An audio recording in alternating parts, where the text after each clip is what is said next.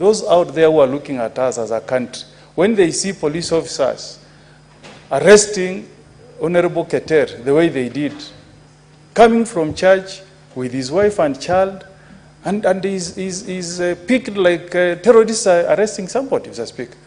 How does the international community look at us, Mr. Speaker, when we raid the house of a former presidential candidate, Maina Wanjigi? You maliciously damage his property. No, it's not right, Mr. Speaker. We must say these things because it's affecting our image out there, Mr. Speaker.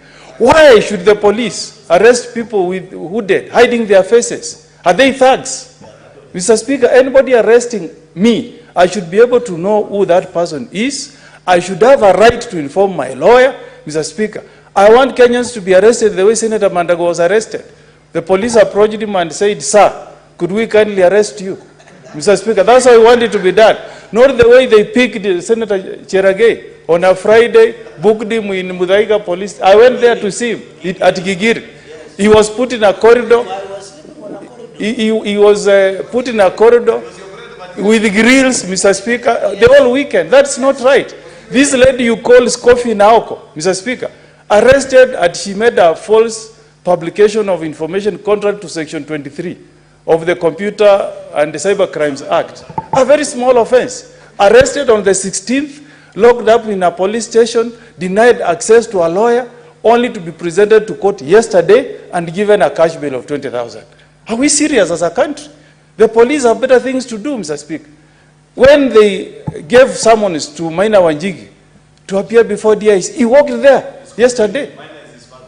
He walked there yesterday, Mr. Speaker. That's how we should be proud as a nation. Then we can say we have a police service, Mr. Speaker. I am the one who defended Honorable Keter. He was arrested. The EACC published his name on the run to elections and said this is the big fish that we got. I did that case for him in Naivasha. He was acquitted.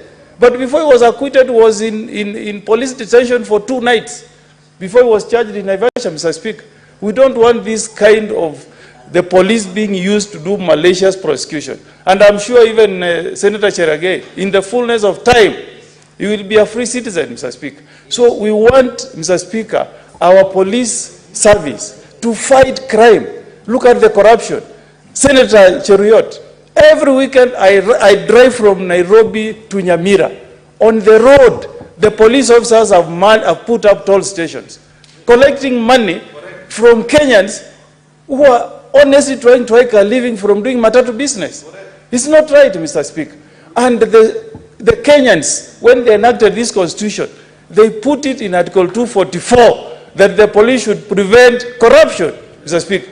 So if this guy can change that image, we can be proud as a country, Mr. Speaker. So he should take office knowing that 2 of his predecessors resigned from office.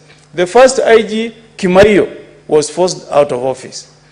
Ig.Koome resigned out of office. We don't want that demon to follow him. Let him serve Kenyans, respect the Constitution, respect human rights, and he leaves a mark, Mr. Speaker.